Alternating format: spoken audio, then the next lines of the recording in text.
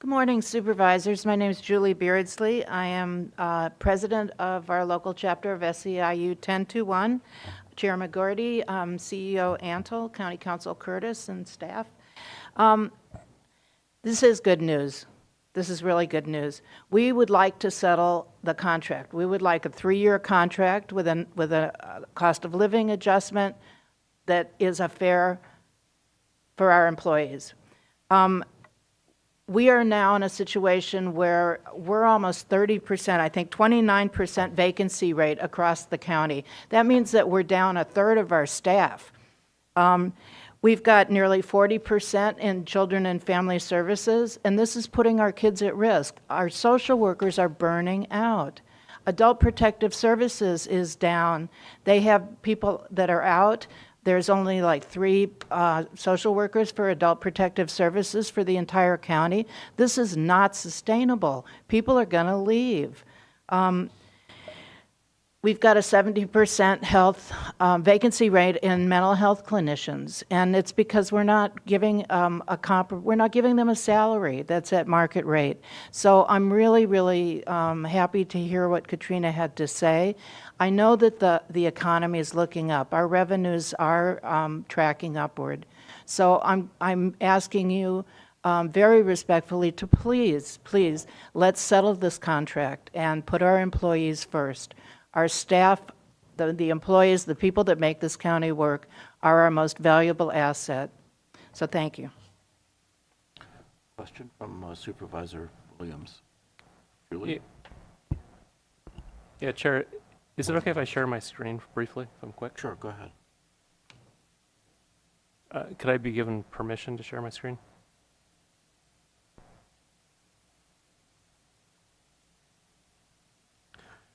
So I generally agree, and I think the whole board would like to see COLAs.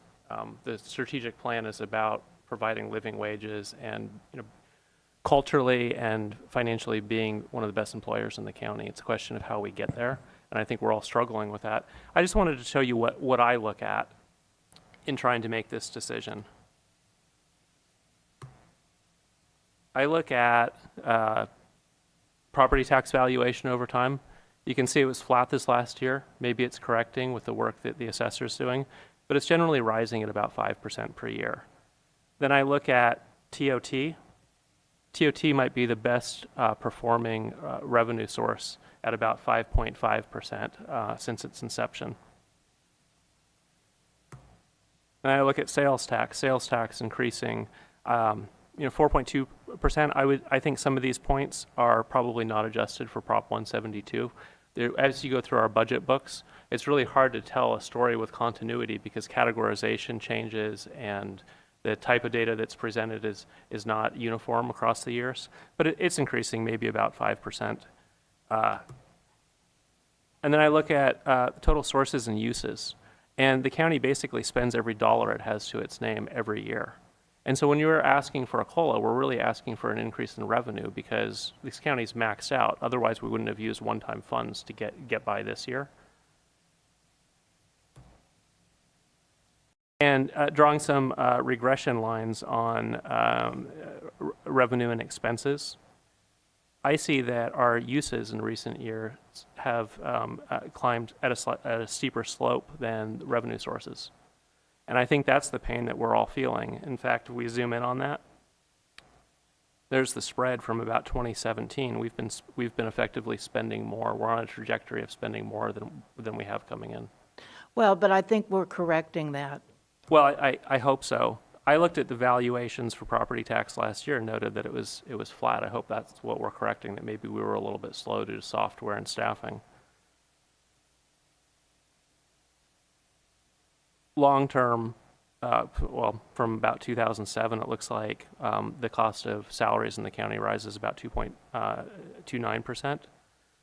Healthcare premiums about the same. We talk a lot about the healthcare, and you can see it in the recent years creeping up. But it's been pretty much flat.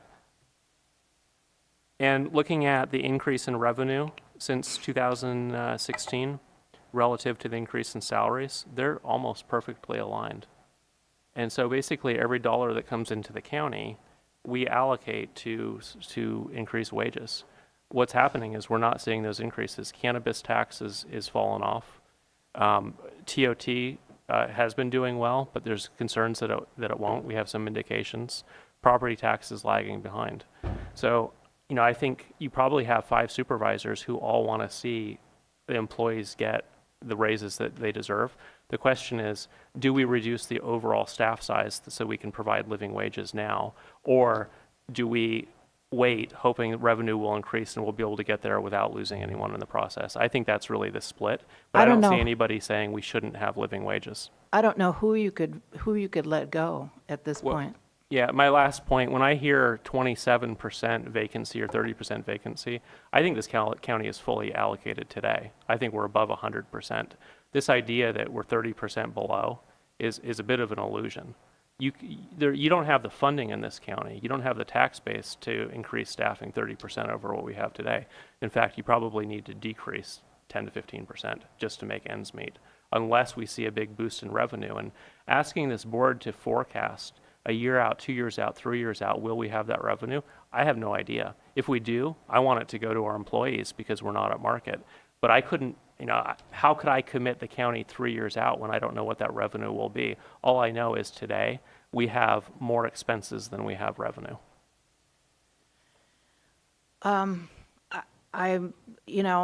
not going to negotiate here outside of our negotiations, but I will say that, I think we can come to some kind of agreement.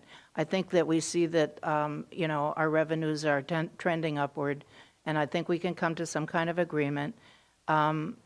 I do want to say that I think it's really important to realize that those departments that are funded mostly from state and federal dollars, that they should be fully staffed up. I understand that there's a 5% cost to the county for pensions and that kind of thing.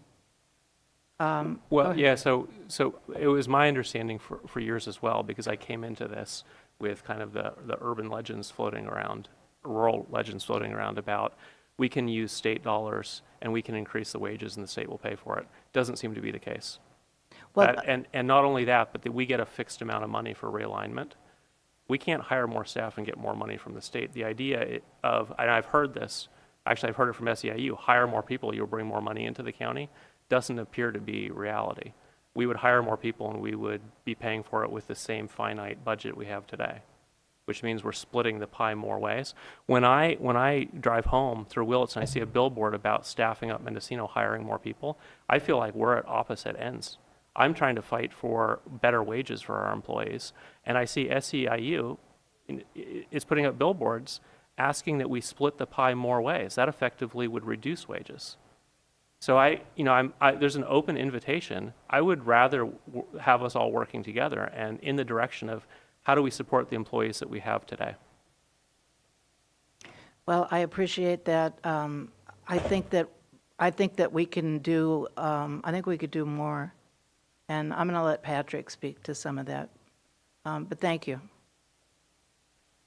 Okay, thank you, Supervisor Williams, for your regression analysis and looking at the numbers in a way that typically we don't. So, Dear Board of Supervisors, my name is Sarah Hoffert. I'm currently a supporting staff supervisor at the EFIS office here in Ukiah. I've spoken to you previously and emailed you multiple times. Time has come again where I feel the need to speak my mind to you. So, last time I spoke to you, I was an eligibility specialist 3. We had just finished the COVID scare, but still were in the state of emergency. I was looking at 4 people in my unit, myself, an eligibility specialist 2, an eligibility specialist 1, and an eligibility specialist supervisor. Our unit could hold 10 people. We only had 4 people in that unit. So, excuse me if I sound rude, you're talking about losing more people and releasing people. That unit only had 4 people out of 10. So, you're wanting to decrease us even more? I would personally, as a 3, was expected to handle my caseload of 500 cases, train and case review in the 40 hours a week that I was provided. That was impossible. And now those numbers have even increased even more. They're no longer 500, it's looking at 800 cases per eligibility specialist. I changed positions in November from an eligibility specialist 3 to a supporting staff supervisor. I'm now over the clerical department. Supervisor Maureen, you took me up on my offer that I offered to you guys last time to come into EFIS to see what we do. And you did do a tour with Becky, which I do appreciate. Thank you for taking that time to see what we have and what we do. You came into my unit, you introduced yourself, and while there, you told me that the money for our COLAs that we are requesting were going towards maintenance for our buildings. At that time, my lobby had a hole in the ceiling, and I asked you to please go check that out, and you said you possibly would. Now, I'm not saying that you're a liar, or I'm not trying to call you lying. No, please let me finish. I asked my staff if they talked to you, and they said they didn't. So maybe what I'm going to say is maybe you were seeing it from a distance. So again, like I said, I appreciate you coming in and doing that. And please don't think I'm saying you're lying, because maybe you saw it from a distance, and I do understand. You were able to see, if you did see that lobby, that half of our lobby was unable to be used. So that was the bathrooms and the phones for our lobby. The customers were unable to use that. And again, I want to stress to you, I do appreciate you coming in, and thank you. Our buildings aren't being fixed. You go into EFIS, you will see leaks from our ceilings and our walls. That needs to be addressed. We have employees who are cold because the temperatures are not right. So I have a little bit more that I'll email you guys. And please know, Maureen, that this is not me saying you lied. I do appreciate you coming in and doing that. And I appreciate, but please, if you're going to say that we're using our money for maintenance, then get the buildings fixed. Supervisor Mulhern. Sure. Thank you for that, Sarah. I did come and tour the building, and I did see the lobby. And actually, I've come into social services multiple times, and your director could talk to you about that, and just talked about the maintenance in the lobby and how important it is that our most vulnerable clients are treated in a safe and welcoming space. When I first got on the board, we talked about cleaning the toys. I mean, I've come in often to just check things out. And I think that the conversation was about, as a member of the Board of Supervisors, we have an incredible amount of deferred maintenance. And so we are trying to balance, that is true. We're trying to balance how much work we have to do in our buildings with how much we can pay our employees. And we want our employees to come to work in a safe place where there aren't leaks in the roof. And I personally, as a supervisor, am working every day to try to figure out how to improve our budget and how to bring in more funds. And we've seen that a little bit with the cannabis tax. Actually, we've seen that with the property tax and the assessments going out. So I am unsure how to respond to. I did not speak to every member of the staff, so that was kind of an interesting way for you to speak. But I did check out the lobby. I do come in often, and I appreciate you coming back today. Okay, thank you. Supervisor Williams. Yeah, and the point is noted about the deferred maintenance. The reality is this county has, over the years, accumulated more structures than it can maintain. 90,000 people in this county don't provide a tax base to maintain the number of buildings we have. And it looks like the strategy over time was to defer it and defer it and defer it. Now it's in a crisis mode where, you have cement coming off the side of tower sites, and you have rain coming through buildings. And it is important that we put our employees in buildings that are safe, that are secure, that keep the weather out, or are heated properly. We probably can't do it with the number of buildings we have today. And I think that's something the board is grappling with, because the reduction needs to be holistic. You can't get rid of a building that has people working inside of it. You need to find another place to put them.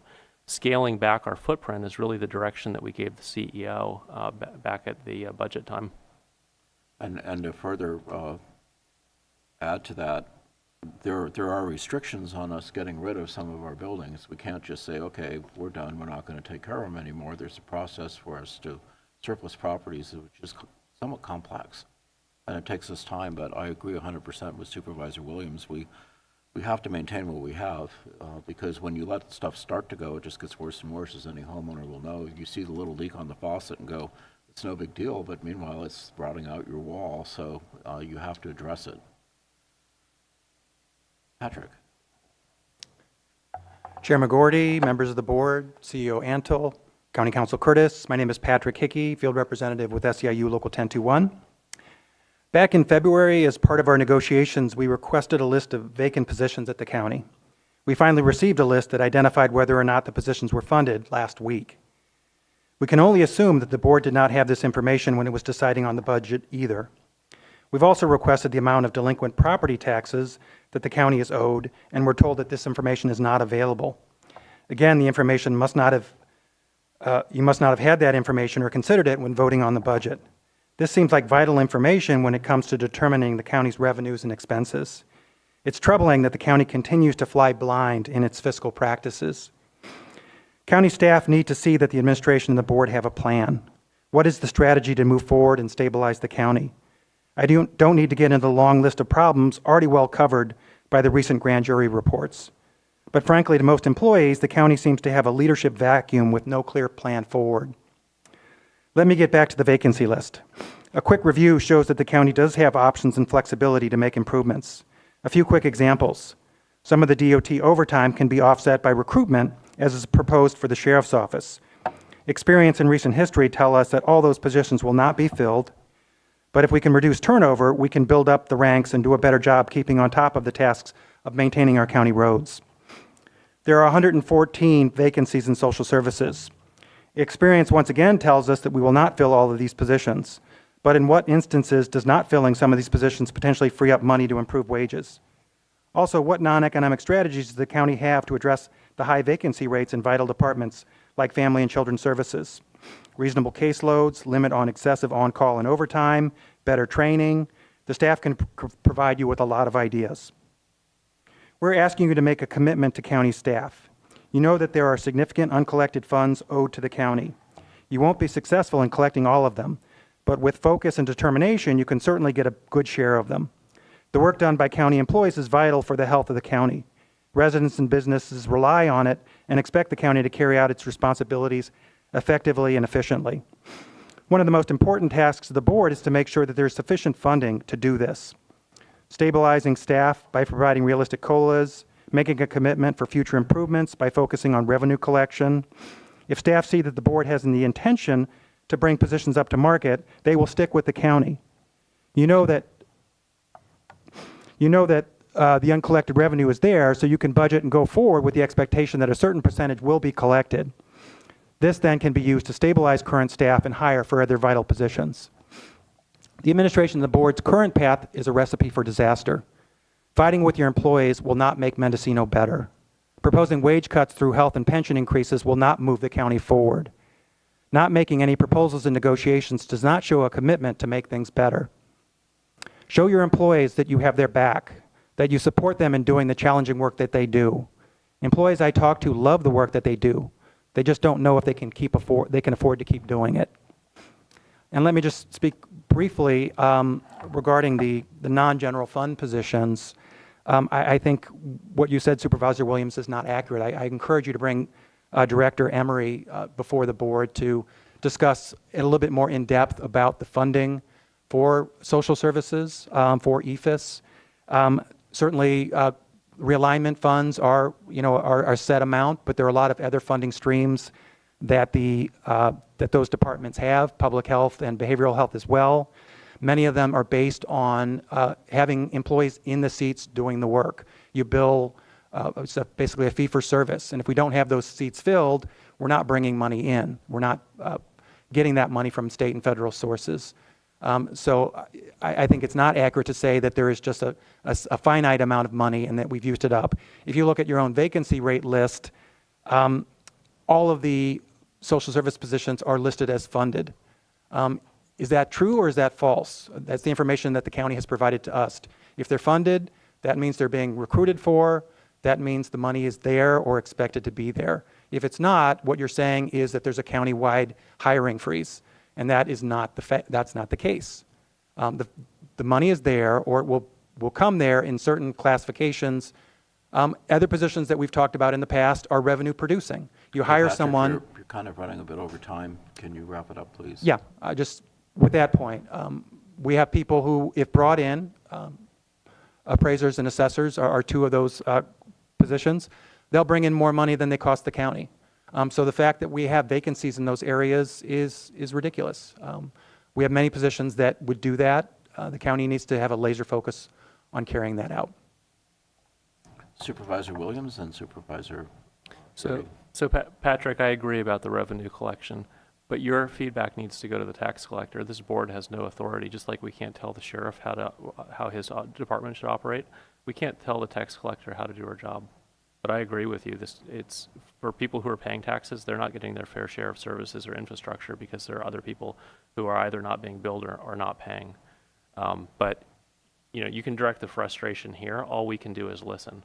I can't tell the tax collector to step it up. This board has allocated $500,000 to the assessor.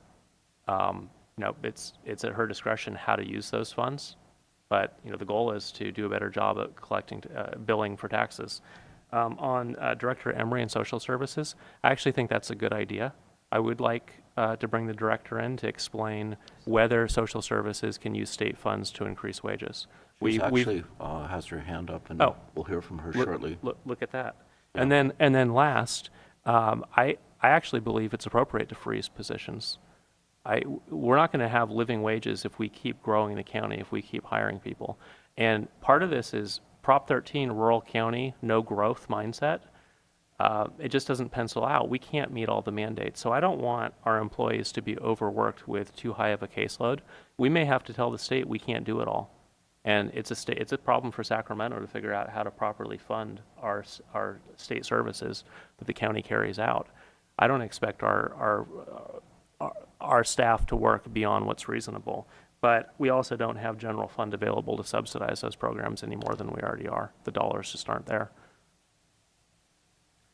Supervisor Jordy.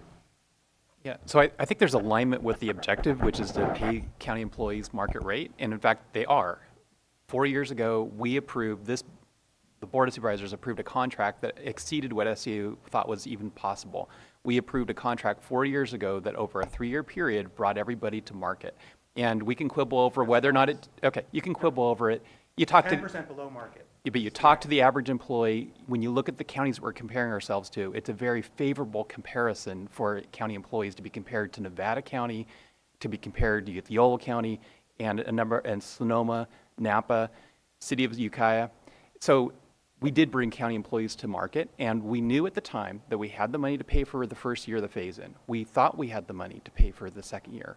We hoped we had the money to pay for the third year. It's proven that we didn't, because the revenues did not increase at a rate equal to that. And so now, last year, we approved a contract that exceeded what we knew exceeded our revenues. And so the result was we just adopted a budget with a $7 million structural deficit. That structural deficit is going to increase because we just adopted a budget with a $7 million general fund deficit, structural deficit, paying with one-time money for operational expenses, something we've never done in at least 11 years. And that did not even include a new COLA. What it did have was 6.5% in increased county costs, even with no COLA. How could that be? Our costs have grown by 6.5% without a COLA. It's because we have a bunch of very expensive benefits. We have healthcare costs that are 25% higher than what the cities are paying for their employees. We have pension costs, which are higher than what probably most local governments are paying because we're trying to be more honest about our costs with our pension costs because we run a local plan. We're not waiting for CalPERS to slowly implement and roll out and delay the true cost of the pension plan at the state level. But what did we see with the pension plan? I was on the losing end of the vote, but the pension board, which includes county employees, just raised the county's contribution to the pension fund by another 2% of payroll effective next fiscal year. So that's the equivalent of a 2% COLA that's going to go in next fiscal year into the pension costs. So where is the money coming from? Our costs are growing faster. Even our best revenues, as Supervisor Williams just pointed out, are growing at about 5%. With no COLA, our costs are growing at more than 6.5%. It's clear, it is absolutely clear to anybody paying attention This county cannot afford 1,150 employees. We all know, anybody who's being honest about it is, there will be less than 1,150 employees, or salaries will lose against the market. People will lose ground. So it's one or the other. It's not both. You can't eat your cake and have it too.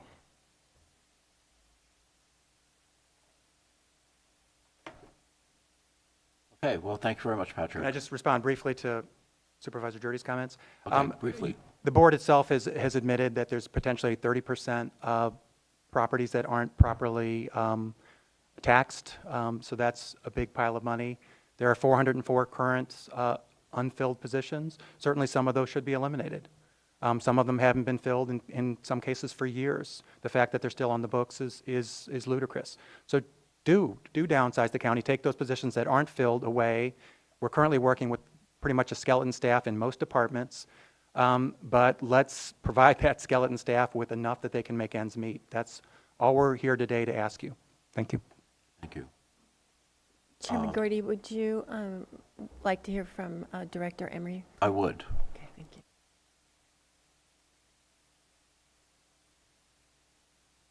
Becky, go ahead. Good morning, Chairman Gordy, members of the board, CEO Antle, and County Council Curtis. I'm hoping that this audio is better. It is. Fantastic. Thank you. My name is Becky Emery. I'm the Social Services Director. And I feel it's important to be clear as to our vacant positions that they do not free up funding for social services to add to wages. If we do not have the costs, then we do not receive the additional funding. Social services is in an economic shift, some within the county and some at the state. The two largest of these are the reduction of county general fund, requiring this year's growth to be redirected to cover our maintenance of effort matches. We've experienced increased costs in our healthcare plans and are working to complete building maintenance. Our lobbies are fully opened and available. The roof to our children's office in Ukiah was recently fixed. And additionally, this month, we didn't see growth in our realignment to our department and are focusing on shifting costs. While we can hire eligibility positions, we can't look at increasing the wages to the eligibility at this time, as it creates compaction to wages that are not offset without funding. So at this time, social services is struggling along with the county in trying to figure out how we cover the costs that we have and making sure that we can continue to provide the supports to our community members that we need to. Our focus is on staffing those vacant positions that are critical, rather than shifting those wages to cover an increase that would not result in the same outcome to our community, nor would it support the overall department, as the funds, as I said, are limited in where they can go. I've shared before that, yes, our match on an eligibility worker is 2.5%. However, that match is not the same for the supervisors and managers, the managers, the deputy directors, and the others. And it creates significant compaction, especially when looking across our department at other positions and promotional opportunities and based on the pay for the level of work that people are doing. I hope this helps in clarifying. I am working on a written report as requested by this board, and we'll have that submitted before the August meeting. I do have other public comment if available. Go ahead. Well, first, let's It will take. I'm sorry? Becky, just a second. There's a question from Supervisor Williams. Certainly. Yeah, Becky, just to make sure we're clear today, I think you're saying that you cannot use state funds to increase wages in social services. Is that correct? What I'm saying is there are not state funds available to increase the wages in social services. So to set expectations, wages will not increase in social services unless the county can use general fund. And of course, this board doesn't have any general fund available. It would require either that or an increase in our allocations from the state and or an increase in realignments. And as I said, our realignment in current month is flat. Thank you. Go ahead, Becky. You still have some more time. Okay.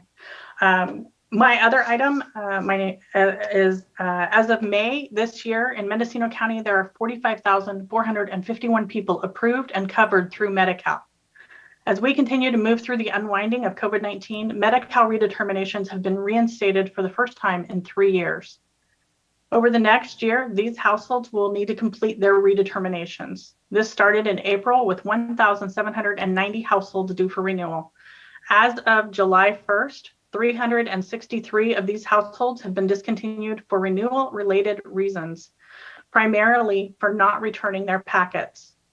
Social services, along with our community partners, are encouraging these households to turn in their packets. They can submit the packet and renewal verifications up to 90 days after their discontinuance to be reinstated if eligible. We've put posts on Facebook and Instagram to encourage people to watch their mail, contact us for questions or support. There have also been radio ads, and we're continuing to encourage people to contact our office for any questions that they have in the process. Medi-Cal is critical to continuing to support low-income households in accessing preventive medical care. We know that prevention and early intervention support each of us in having longer, healthier lives, and encourage anyone in need of support with their application to reach out to us. We have eligibility staff in Ukiah and Fort Bragg and available by phone. We are also available through our toll-free number of 877-327-1711. Many of the households we are working with have never completed a renewal, and we encourage them to reach out for help and follow up on their enrollment. We've posted this again this morning on our social services Facebook and Instagram pages, and I would appreciate if everyone would share the post to help encourage and support our community in maintaining their medical coverage. Thank you.